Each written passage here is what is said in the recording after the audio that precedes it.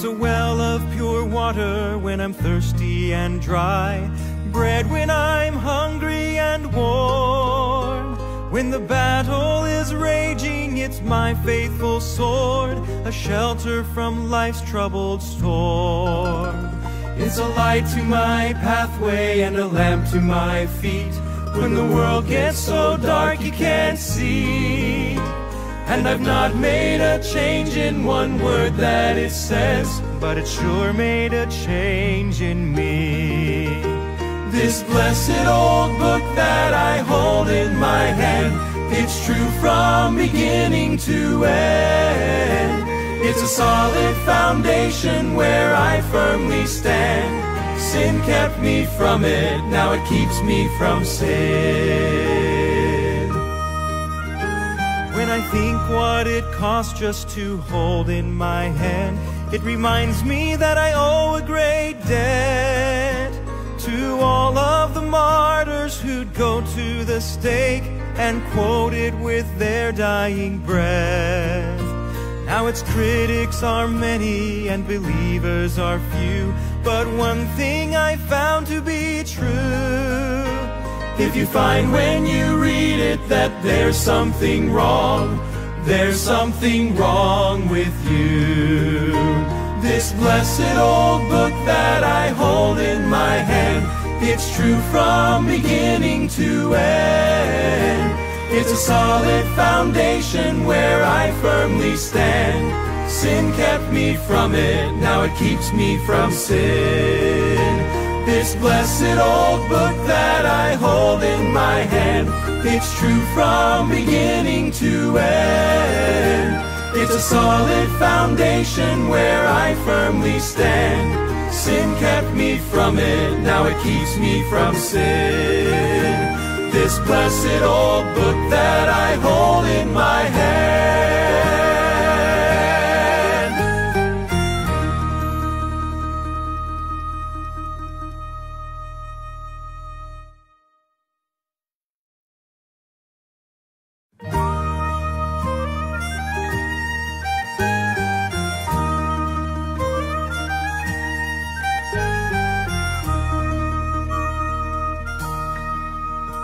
It's a well of pure water when I'm thirsty and dry, bread when I'm hungry and warm.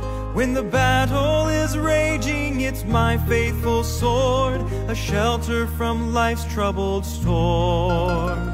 It's a light to my pathway and a lamp to my feet when the world gets so dark you can't see.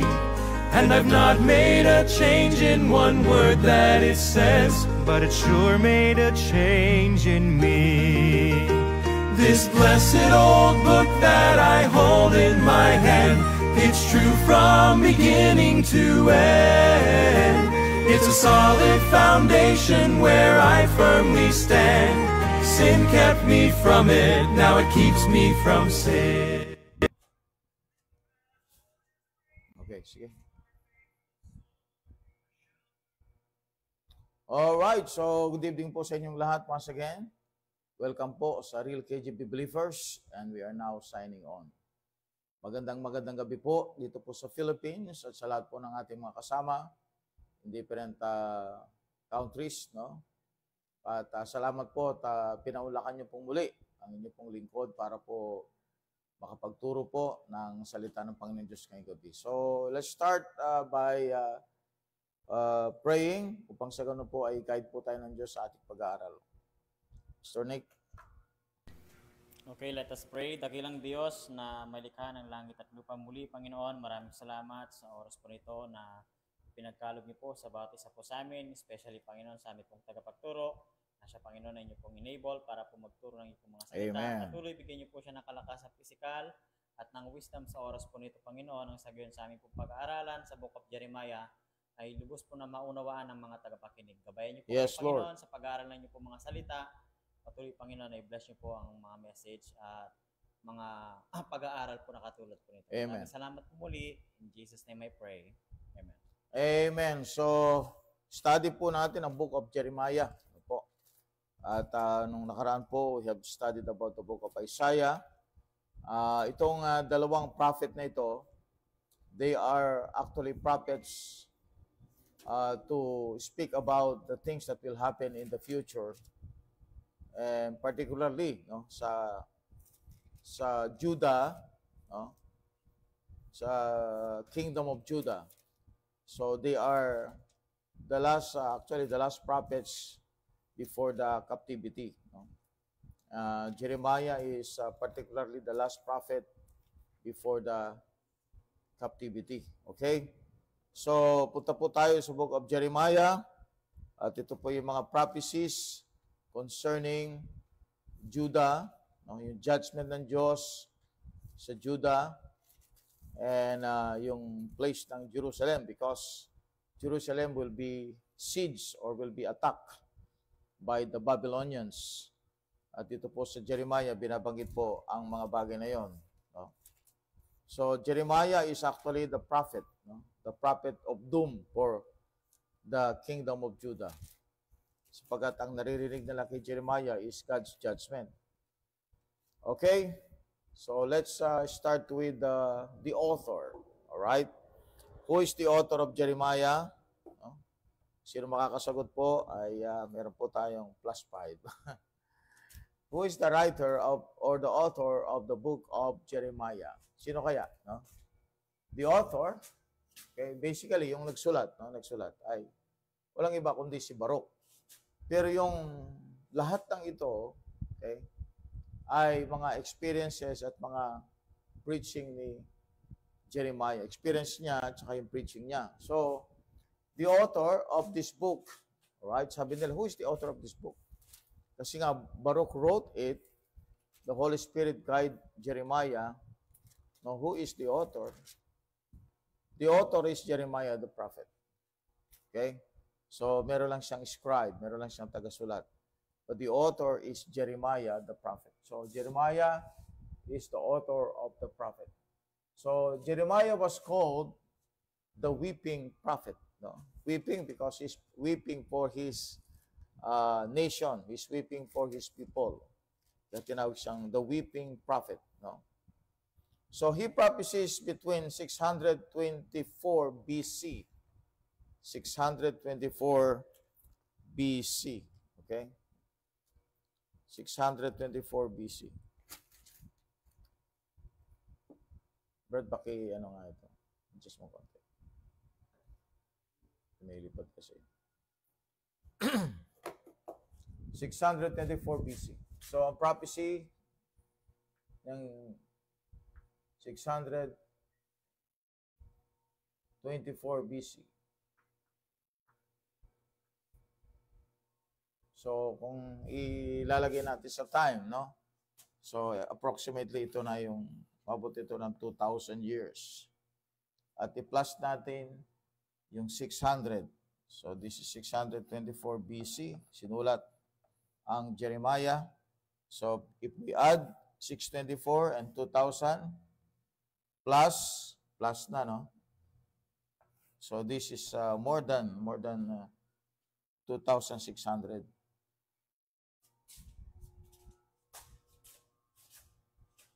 Ganyan po katanda yung aklat ng Jeremiah. Very old. Pero binabasa pa rin natin, no? At ang Jeremiah, as you read the book of Jeremiah as if you're reading a newspaper, a daily newspaper, sapagkat may mga prophecies po dito na nagaganap sa ating panahon. Jeremiah is a prophet of the old time, all right, between 624 BC and 588 BC.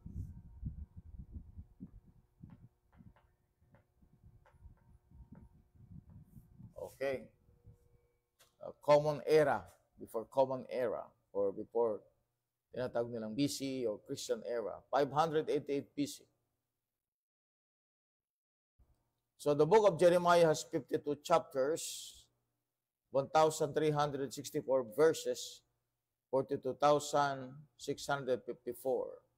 So it has 52 chapters. So meron siyang 52 chapters.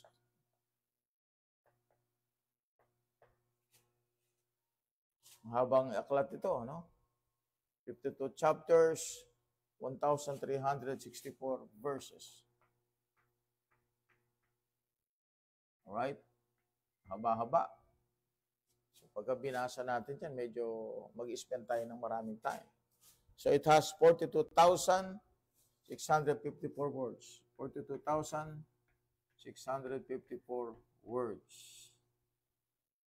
Okay, yan po yung Jeremiah.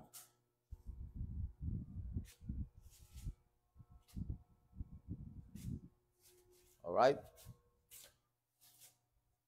Now, it is paraphrased many times in the corrupt Septuagint. Yung Septuagint po, ito ay Greek, Old Testament, written by Origen. And they said that ang Panginoong Jesucristo ay gumamit siya ng Septuagint, which is, alam natin pong ito, isa ay malaking lie. No? Which also makes many additions to all Hebrew texts and omits 2,700 words from the Hebrew text. Yan po yung Septuagint. Alright? So, yung Septuagint is a corrupt manuscript. Pinaraphrase niya ang Jeremiah and he add to some Hebrew texts and omits 2,700 words from the Hebrew text.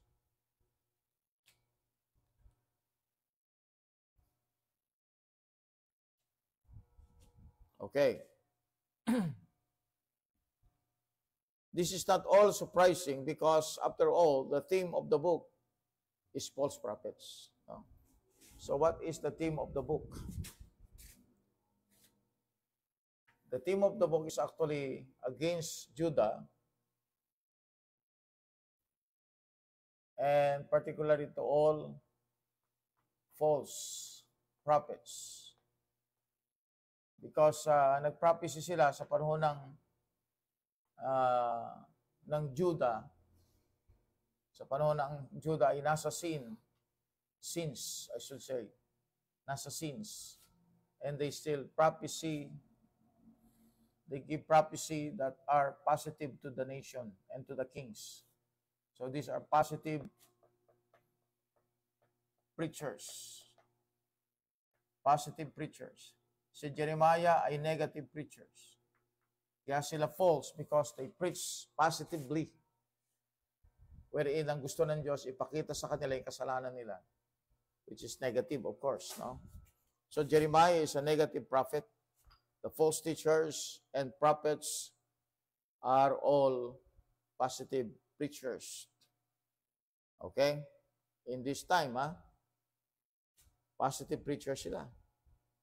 All false prophets and teachers change or eliminate the verses in the Bible that deal with themselves. So they are self-conceited. So this is a similar phenomenon in the general epistles. Similar phenomenon in the general epistles. Jeremiah, as a genuine prophet, delivers 51 distinct and clearly marked prophecies. 51 distinct. All right, 51 distinct prophecies. Okay? So, hindi kagaya ng Quran na walang prophecy. Sinasabi nila na prophet si Muhammad pero wala namang prophecy. So, dito, ang Jeremiah has 51 distinct prophecy. Okay. So it is clearly marked prophecies.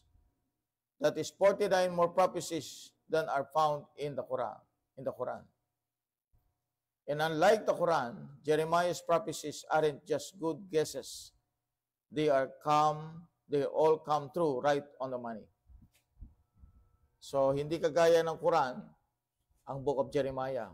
It has 51 distinct and clearly marked prophecies. And that is 49 prophecies more than Quran. And Jeremiah's prophecies aren't just good guesses. Hindi hula. Hindi manghuhula, no? But they are true, genuine, and it is real. Sapagat they come true, right on the money. The word Jeremiah means Jehovah will cast out. Jehovah will cast out. All right? What is the meaning of Jeremiah? Jeremiah means Jehovah will cast out.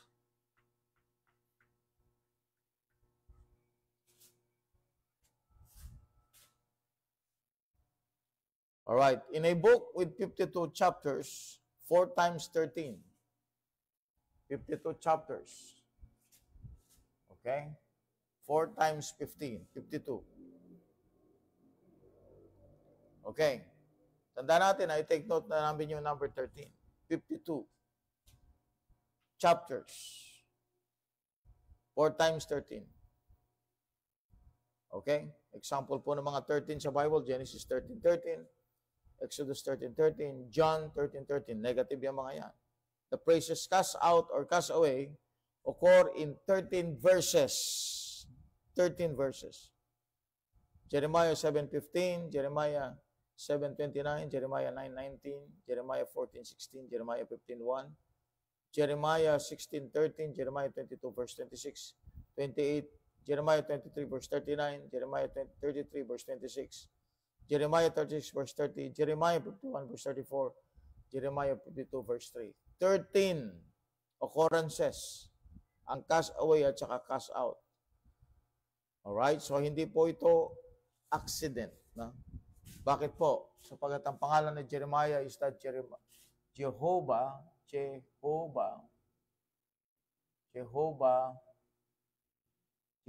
will cast out. That is Jeremiah. Ang Isaiah naman, Jehovah saves. While Jeremiah means Jehovah will cast out. 52 chapters, equivalent to, right? 52 chapters is, how many? 13 times. Binagit ko kanina, 13. It has 52 chapters, 4 times 13. Okay? At binanggit 13 times yung word na cast out, cast away. Alright, so that's really a good description of the book. Kaya pagka gumawa ka ng book ng Jeremiah, you are dealing with false prophets.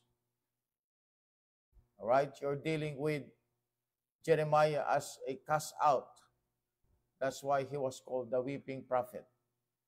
So nangaral siya sa Judah, but Judah rejected him. And actually, meron silang ginawang hindi maganda kay Jeremiah. The most striking thing about Jeremiah's book is the fact that he is the last prophet to Judah before they disappear from the land of Israel. And the house built for the name of God is burned to the ground. So siya yung last prophet before the captivity. Jeremiah is the last prophet before the captivity.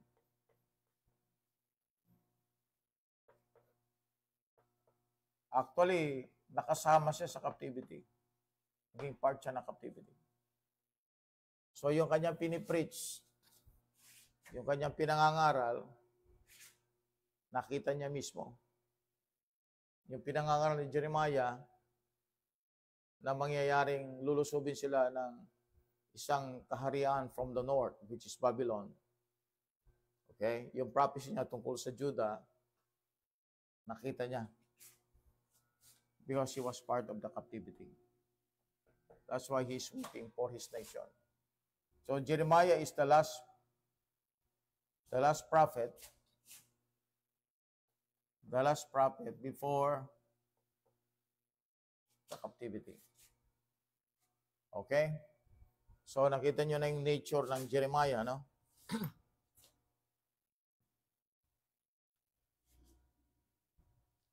Okay.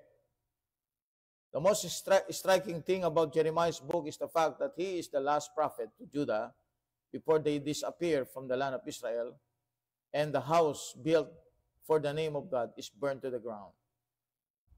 Okay, that is the temple. God uses a heathen king, one of the greatest types of the Antichrist in the Bible, to destroy them.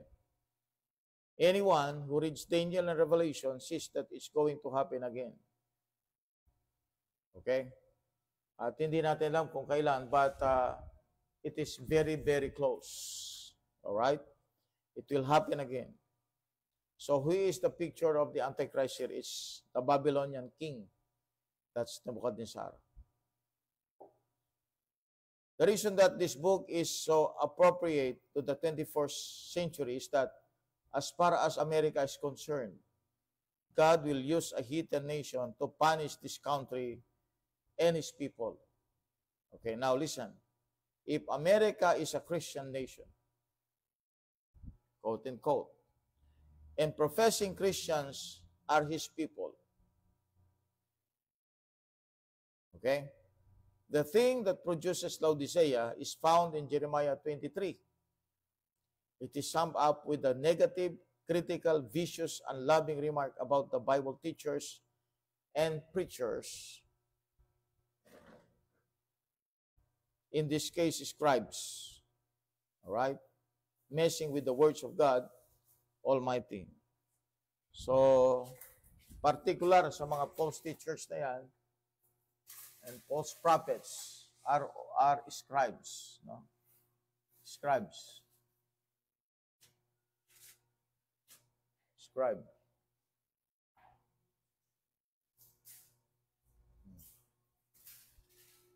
Kasi my scribe, they have a religious position in the nation of Israel.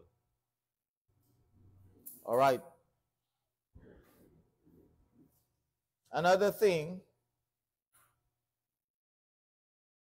by destroying belief in the words of God, the populace is disarmed and walks right into the trap. Tama nga yun, ano? So, ginagawa ng diablo ngayon, yung mga churches, binobombard ng activities, music, fellowship, sports. Later on, hindi nila napapansin, nadi-disarm na sila. Nadi-disarm. Nawawalan sila ng Word of God. So, the populace is disarmed and walks right into the trap. Kaya madali silang makuha ng diablo papunta doon sa trap because they are disarmed. Okay? Kaya ang Bible dapat talagang pinag-aaralan, binabasa, pinamumuhay para hindi tayo ma-disarm. Okay? At mailagay sa trap. Let's see Isaiah 30 verse 8 to 10. Ano yun, Brad?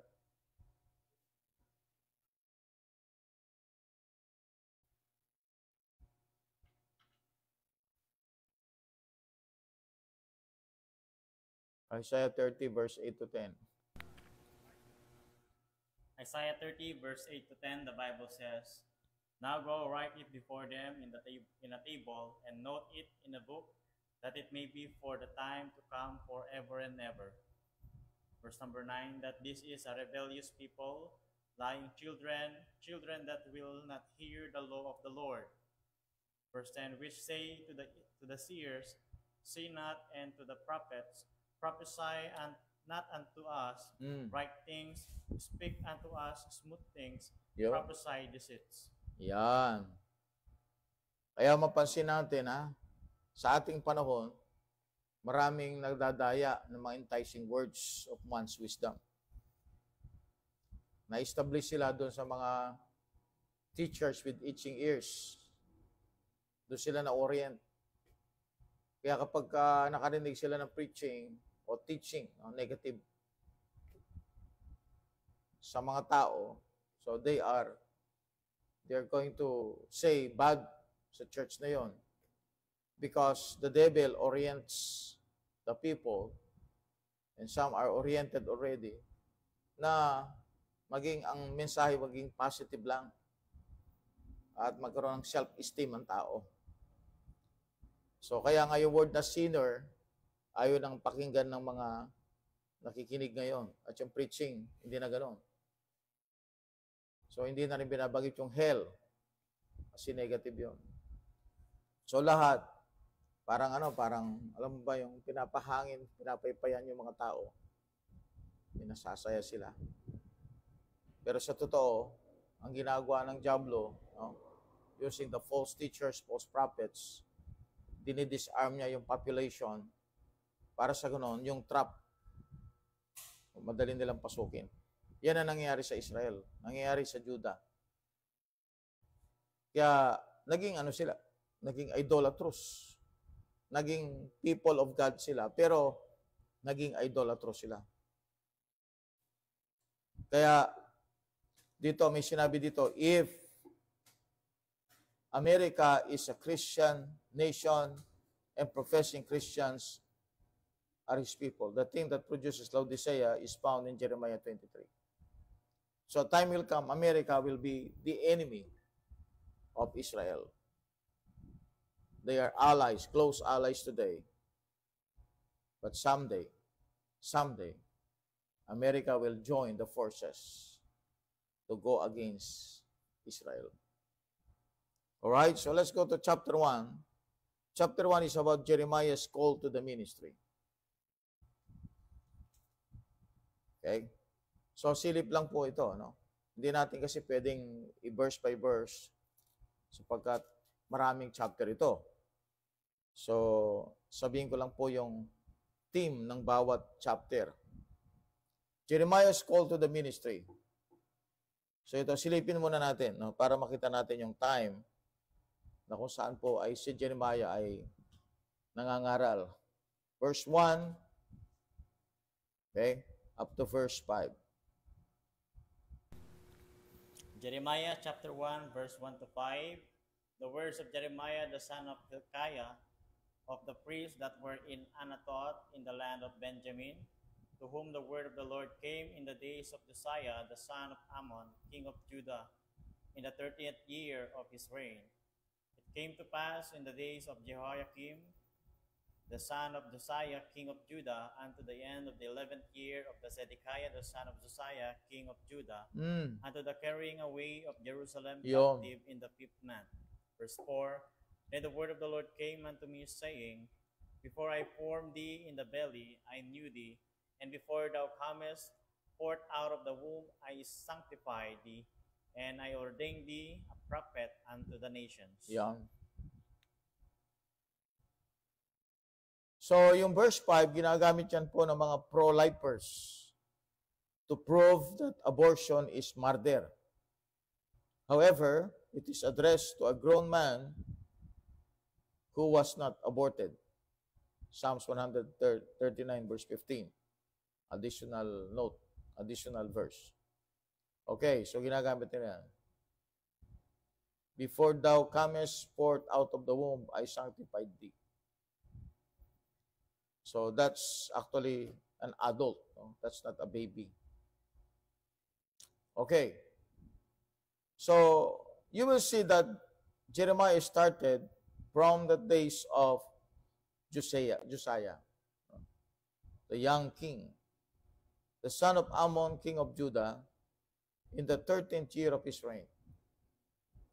It came to pass in the days of Jehoiakim, the son of Josiah. So na-extend pa yung kanyang ministry hanggang kay Jehoiakim, the son of Josiah, king of Judah, unto the end of the 11th year of Zedekiah, hanggang doon sa itong puppet na lang ito, puppet king na lang itong si Zedekiah, inilagay ng Babylon, the son of Josiah, king of Judah, unto the carrying away of Jerusalem captive in the 5th month. So he is part of the captivity. Alright, naging prisoners of war din siya. So hanggang Zedekiah pala siya, no? Okay, hanggang sa Zedekiah. From Josiah, and then we have Jehoiakim. Ito na yung si Jeconiah, Jehoiakim. And then we have Zedekiah, up to Zedekiah. So mahaba yung kanyang naging preaching. Alright? Mahaba yung kanya naging ministry. Ito sagot ni Jeremiah sa call ng Panginoon. Then said I, Lord God, behold, I cannot speak, for I am a child. But the Lord said unto me, say not, I am a child, for thou shalt go to all that I shall send thee, and whatsoever I command thee, thou shalt speak. Be not afraid of their faces, for I am with thee to deliver thee, saith the Lord. Then the Lord put forth his hand and touched my mouth. And the Lord said unto me, behold, I have put my words in thy mouth. See, I have this day set thee over the nations and over the kingdoms to root out. To root out. So sabi niya. So yung parang mission ni Jeremiah is to root out, to pull down, and to destroy, and to throw down, and to build, and to plant. So, tatanggalin niya, yun ang kanyang mission. Tanggalin niya ang mga ugat. Okay? Yung mga, sabi niya, I have set this day over the nations to over the kingdoms to root out, alisin yung ugat, and to pull down, and to destroy. So, he's going to preach with all boldness. A verse claimed by the Dark Ages in verse 10. In verse 10 of chapter 1 of Jeremiah, a verse claimed by the Dark Age popes as giving them authority to anoint or dethrone kings and destroy nations that were anti-Catholic. Okay? So, ginaya din ni Muhammad dyan. Islam is to throw down any city that is not 100% Muslim and make it 100% Muslim by Sharia law. Okay? So, ano itong root out? So, this is the work of the preaching of Jeremiah. Root out, to pull down and to destroy, and to throw down and to build and to plant. That is the power of the preaching of Jeremiah. Okay?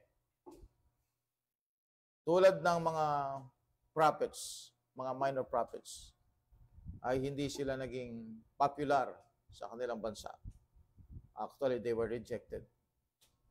And good to have the books pagkat nakita natin kung ano talaga nangyari sa kanilang panahon. So here in verse 11, we have God's judgments against Jerusalem typified. No? So bakit kasama ang Jerusalem? Because tulad ng sinabi ko sa inyo, na-corrupt sila. So itong Jerusalem, na supposed to be holy place, kasi nandiyan yung temple, na-corrupt siya. Naging wicked. Alright? So that's the introduction of Jeremiah. And we'll see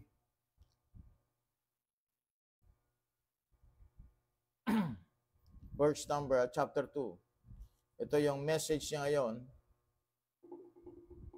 Alright? So sinabi na ni Jeremiah yung judgment ng Panginoon Diyos. Ha? Sabi niya sa verse 18, for behold, I have made thee this day a defense city, and an iron pillar and brazen walls against the whole land, against the kings of Judah, against the princes thereof, against the priests thereof, and against the people of the land.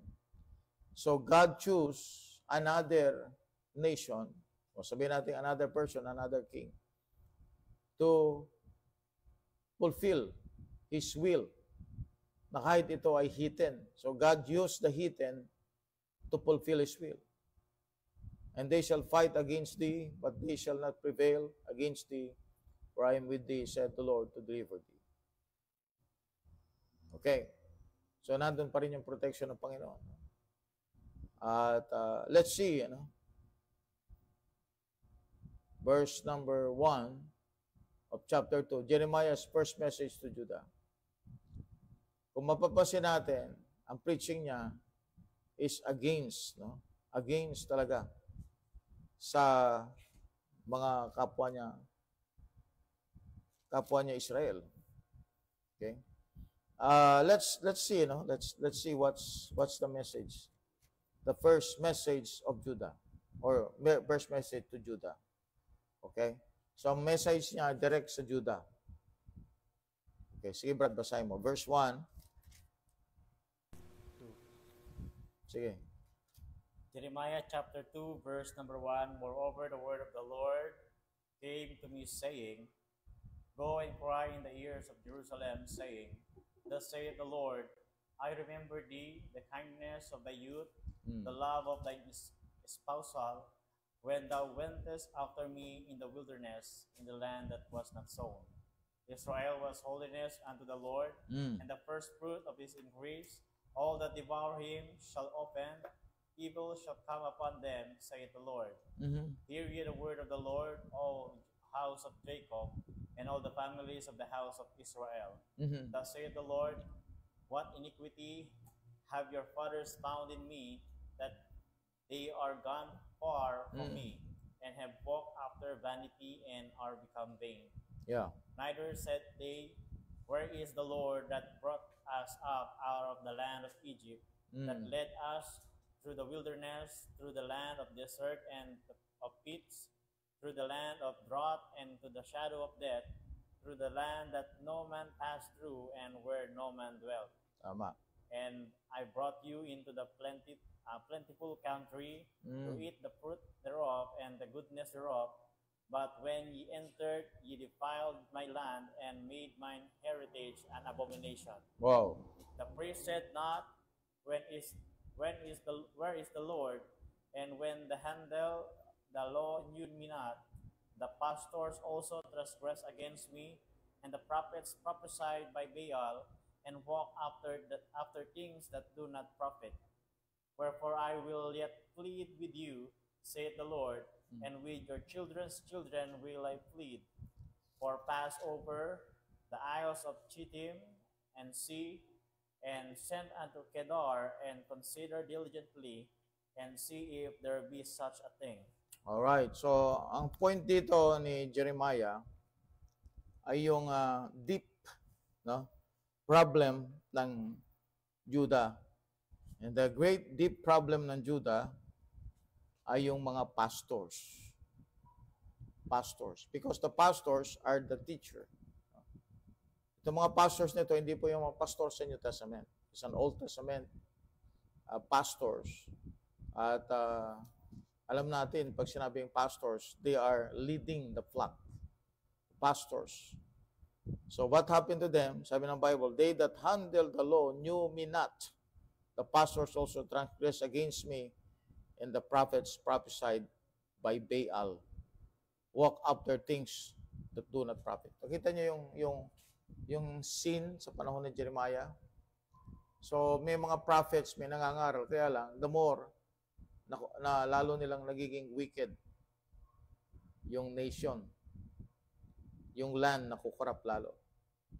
Okay.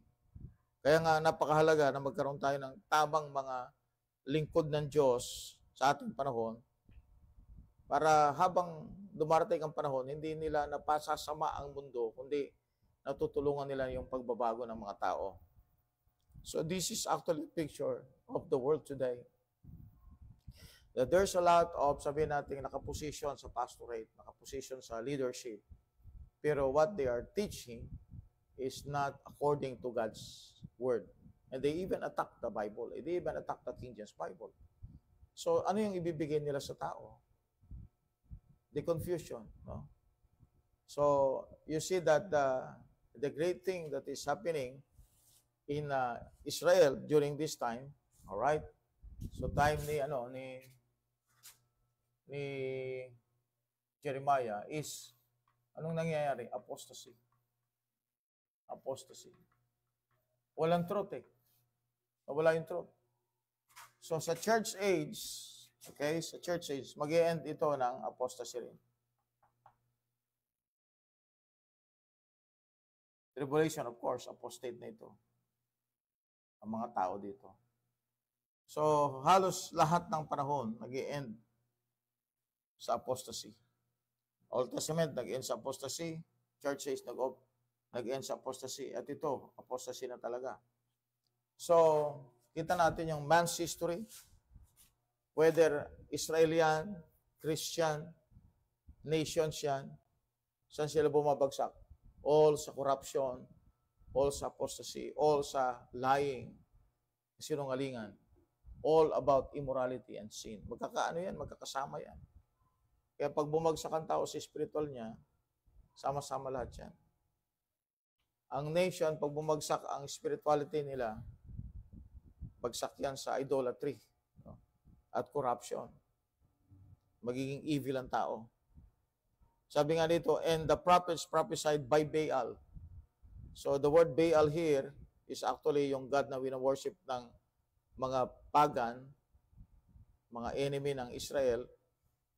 At this is equivalent actually to Satan. So nangyari, the prophets prophesied by Baal, walk after things that do not profit. Sabi niya, wherefore I will yet plead with you, said the Lord, and with your children's children will I plead. So ito naman yung plano ng Panginoon Diyos sa Israel. So if Israel will be punished by God through the Babylonian Empire, okay, someday ang God din mismo ang gagawa ng paraan para sila ay ay maging safe. Kaya nga ang end nito, book na ito, alright, ay ang discussion dito ay patungkol doon sa pagbabalik ng hope ng Diyos sa nation Israel.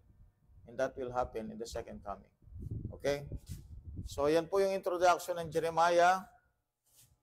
At yung mga sumunod pang mga sinabi ni Jeremiah, Judah's spiritual adultery. Binanggit niya yan sa chapter 3.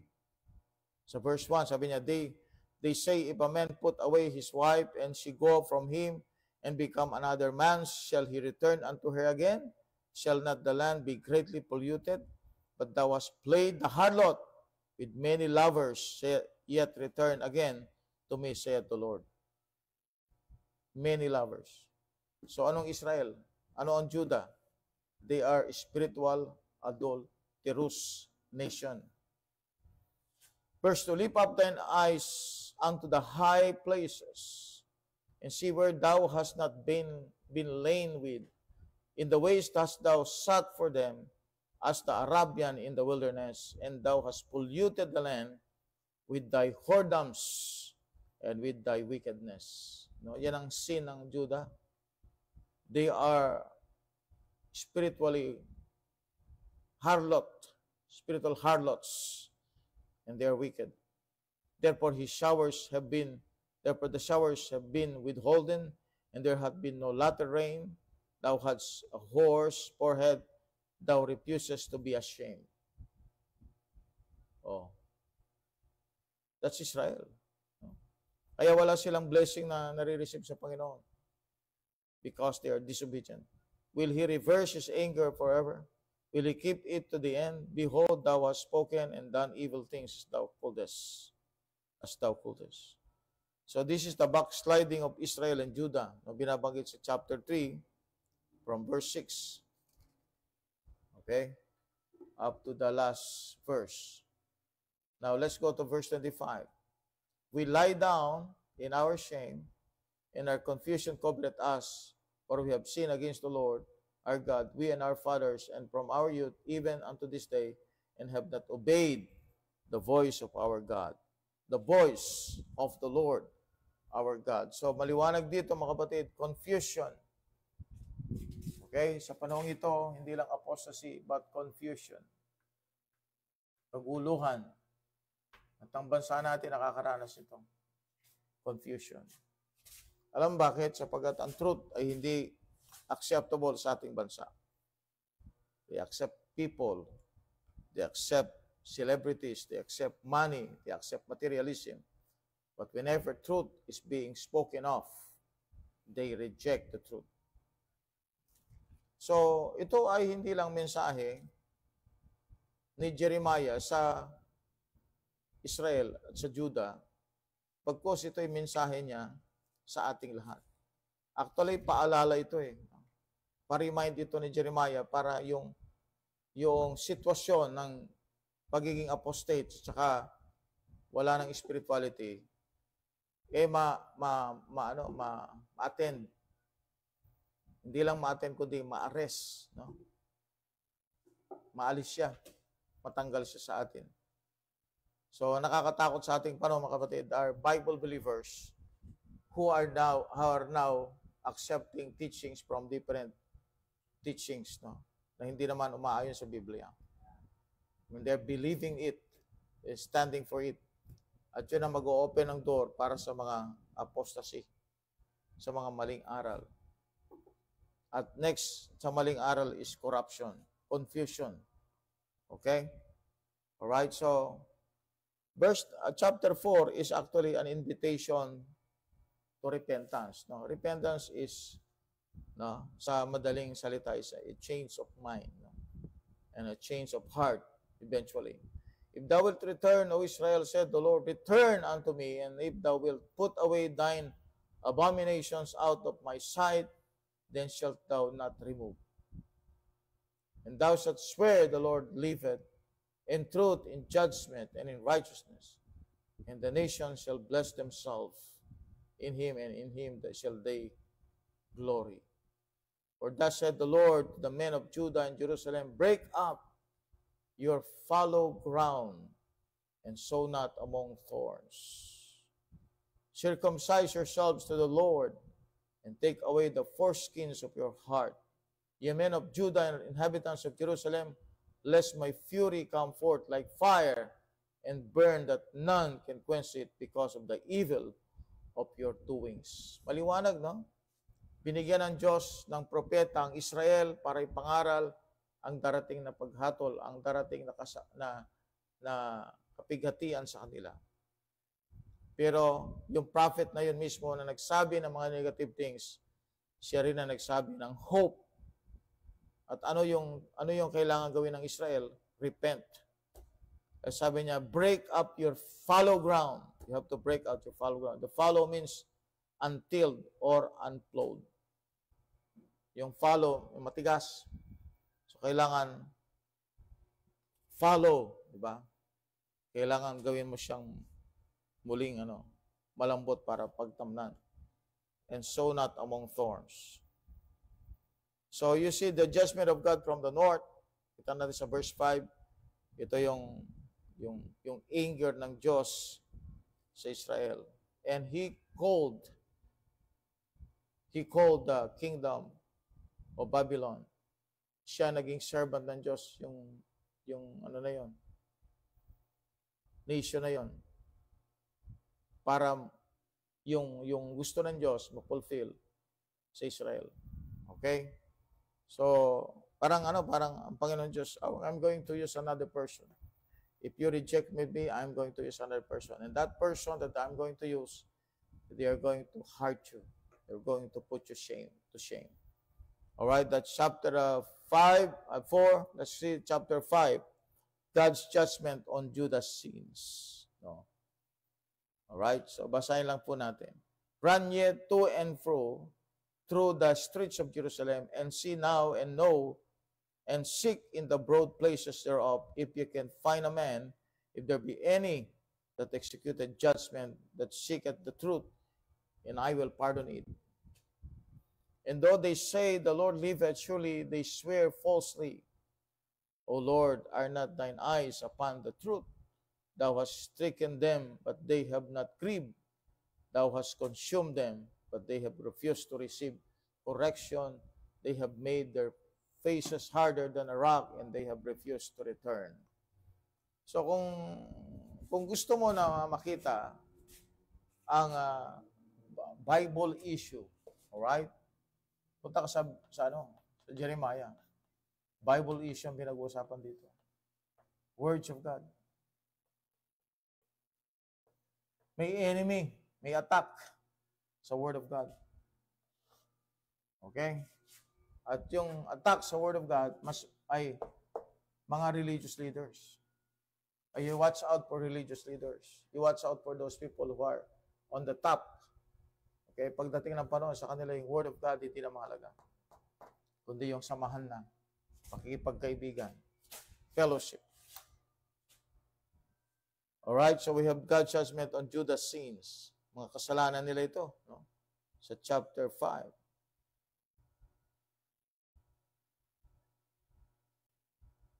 Alright? Sabi ng Panginoon, shall I not visit for these things? Sa verse 9, said the Lord, and such not my soul be avenged on such a nation as this? Go ye up upon her walls and destroy, but make not a full end. Take away her battlements, for they are not the Lord's. For the house of Israel and the house of Judah have dwelt very treacherously against me, saith the Lord.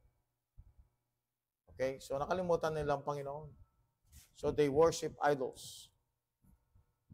Now verse 19, sabi ng Bible, and it shall come to pass when ye shall say, wherefore doeth the Lord our God all these things unto us? Then shalt thou answer them, likewise as ye have forsaken me, and serve strange gods in your land, so shall ye serve strangers in a land that is not yours. Yun. Kaya napunta sila sa Judah, ay sa Babylon. Verse 19 is the summary of what happened to Israel. Alright, chapter 6, warning against a war to come. Kakaroon ng giyera. At ang giyerang ito between Israel or between Judah and the coming Babylon.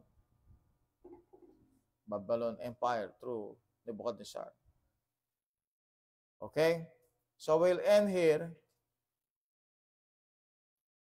Verse 16. I will end here.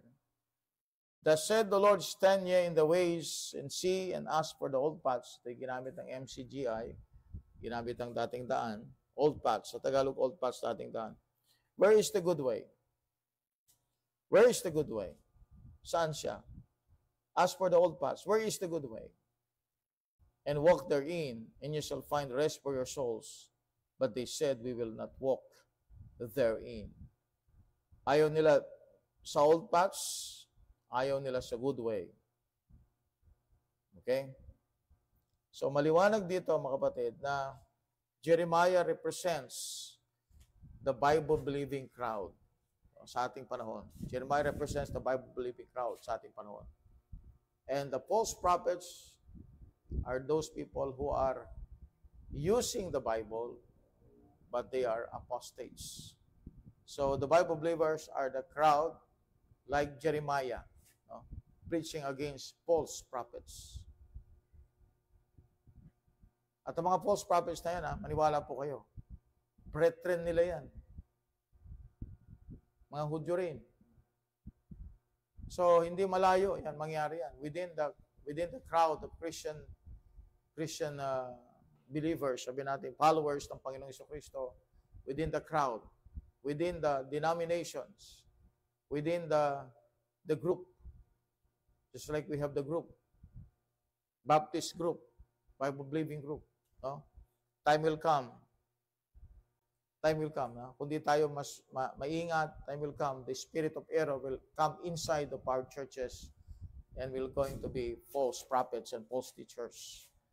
Kaya nga, we have to stand for the King James Bible, we have to stand for the truth, sapagat yan ang paraan para maka-escape tayo sa deceitfulness, sa confusion, sa apostasy ng ating panahon. Dadala ng diablo. Okay, that's chapter 6. Kaya sabi niya, panawagan niya, thus said the Lord, stand ye in the ways and see and ask for the old paths. Asan yung old paths? Nasaan yung dating dinaraanan ng mga tao? Okay? The old paths. Where is the good way? Nasaan yung tamang daan, yung mabuting daan, and walk therein, and you shall find rest of your souls. See? The only way that you can have the rest, the true rest of your soul, is when you are walking in the truth. Ang mahalaga, no? Kaya sabi ng 3 John, verse number 4, no greater joy, I have no greater joy than to see my children walk in truth. Tama nga naman, di ba? Itong ang buong bansang ito, nakorap sila. Ilang milyong tao yan, nakorap. And they worship idols. Why? The reason why, they have already the book, but they don't stay on the book. They don't read it, they don't study it, they don't preach it, they don't obey it, they don't love it. So ibig sabihin, the only chance for every one of us as Christians is to love this book. Right? Jeremiah is telling us na ang pinaka-key reason why this Judah, Jerusalem, was consumed by fire of God's judgment because they rejected the words of God na nasa kanila na. Alright. Okay, so that's chapter 6, street preaching of Jeremiah. Chapter 7, he come out in open and he preached. Therefore, pray not thou for these people, neither lift up cry nor prayer for them, neither make intercession to me, for I will not hear thee. Verse number 16. Chapter 8, God's judgment against the Jewish leaders. So ito yung binabanggit natin kanina. Kasama nila sa nation nila. Pero sila din ang kalaban ng Panginoon Diyos. Okay, chapter number 8, God's judgment against the Jews leaders. Chapter 9, Jeremiah the weeping prophet. Pinakita na dito kung paano siya umiiyak para sa mga Judah, para sa mga tao ng Panginoon, ng nation ng Israel. Verse 19, for a voice of wailing is heard out of Zion. How are we spoiled? We are greatly confounded, because we have forsaken the land, because our dwellings have cast us out. Yet hear the word of the Lord, O ye women, and let your ear receive the word of his mouth, and teach your daughters wailing, and everyone her neighbor lamentation. So ang sabi ni Jeremiah, turuan mo mga anak ninyong umiyak. Ang hindi magsaya, hindi magsayaw, hindi mag-TikTok. Turuan nyo silang umiyak. Umiyak para saan? Umiyak sila sa kanilang kasalanan. Amen? Kasi natin, ang mundo natin, puro kasiyahan ngayon. Wala nang umiyak para sa kasalanan. That's why si Jeremiah, sabi niya, turuan nyo, sabi niya, you hear the word of the Lord, O ye women, let your ear receive the word of his mouth, teach your daughters wailing, and everyone her neighbor lamentation. For death is come up into our windows, grabe no, and is entered into our palaces to cut off the children from without, and the young men from the streets. Grabe to. Alright? Chapter 11, God's warning of judgment for breaking the covenant. Ayun na. Alam niyo po, ang Israel is a covenanted people. They have the Mosaic covenant.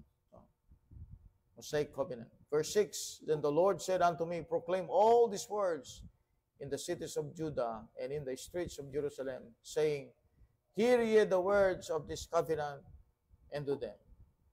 Hear ye the words of this covenant. So they have the covenant from God in Exodus 19 and Exodus 20. At sabi ni Jeremiah, street preacher si Jeremiah, kaya nga kayong mga umatake sa street preaching, hindi kayo agree kay Jeremiah. Si Jeremiah, nasa street siya. And in the streets of Jerusalem, doon siya nangangaral, doon niya sinasabi yung judgment na darating sa Judah. Hear ye the words of this covenant, and do them. So, hindi tayo yung mga unang naging street preacher. Kasama natin si Jeremiah nagpipreach. Sa daan, nangangaral. Isa siyang street preacher. Okay? Alright?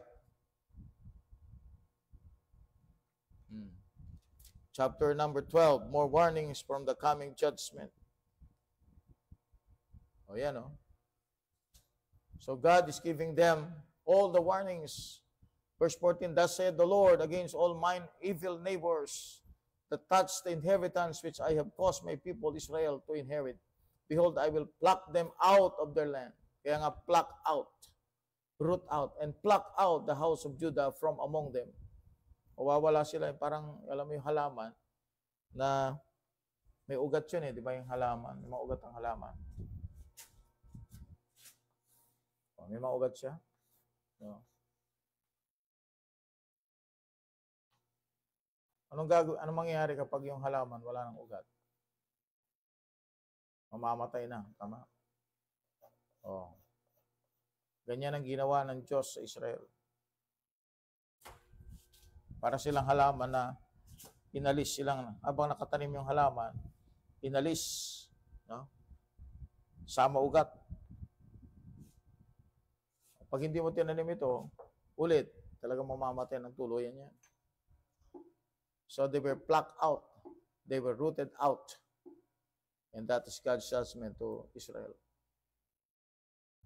Verse 14, and thus said the Lord, against all mine and evil neighbors that touch the inheritance which I have caused my people Israel to inherit, behold, I will pluck them out of their land and pluck out the house of Judah from among them.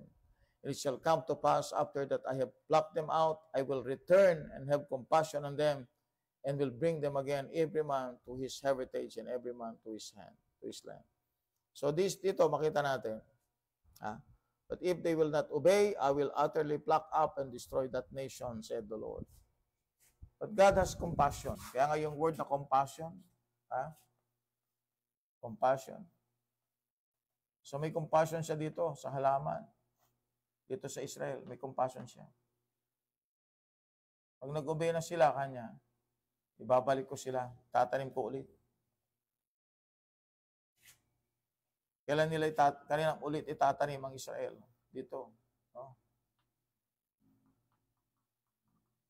Yung kingdom. Matagal na panahon, ano? So, umabot pa ng 2,600. Tagal na panahon. Bago nakabalik ang Israel. Now, sa future, itatanim ulit sila ng Panginoon. Yan ang pangako ng Diyos. Kaya may hope na ipinakita si Jeremiah sa Israel. Pero pinakita muna niya yung judgment na darating. Gusto niya magsisi sila. Gusto niya na magbago sila. Okay? So we will close here in chapter 12 and we will continue this, no, sa ating mga next evening meetings. Alright? So napakaganda po ng Jeremiah. Sana panuorin po ninyo sa ating next discussion. Alright, so hanggang doon lang po tayo mga kapatid. Doon lang po tayo sa chapter 12. Pero nakita po ninyo, no? Kung paano yung Jeremiah, yung book of Jeremiah, yung setup niya, yung fervor niya, yung flavor niya, no? At makita natin yung application niya. Makita natin din yung historical na nangyayari. At yung impending judgment sa Judah. Nakita natin, Jeremiah is not similar with the false prophets na positive preacher sila. Jeremiah is a negative preacher. He's weeping not for somebody else, but he's weeping for his nation. Alright? He has the heart for his nation. Okay? So, yan po, no? At makita natin yung Bible issue nandyan. Pinag-uusapan ng words of God. Kasi ang Word of God, mahalaga sa Judah para makip nila yung kanilang kingdom. Hindi sila sumunod sa ibang nation. You know, God will give them the victory. Kasi since the beginning, di ba, pinakita na yung pag-alis nila sa Egypt. God can give them the victory. Alam mo bakit natalo sila? Because they did not keep the covenant. Because they're covenanted people. Okay. So let's have the prayer. Lord, marami pong salamat, Panginoon, for another night that you have sustained us with health and wisdom and opportunity, Lord. Tulungan niyo po kami at sa aming paghiwa-hiwalay, ikaw po ang siya magpala. In Jesus' name, Amen. Sige, Brad. Amen, amen. Okay, shout out na lang po sa lahat po ng mga sumubaybay at patuloy po na tumatangkilik sa ating pong programa. Pagpalain po kayo ng Panginoon. Okay, please like, share, and follow our Facebook page. Gayun na din po sa ating YouTube channel. Paki-subscribe na po. Kung hindi pa kayo nakapag-subscribe, nang sabihin kayo po ay maging updated sa ng ating latest videos. Okay, once again, good morning, good afternoon, and good evening. Real KGP Believers now signing off. God bless po, and see you again for our next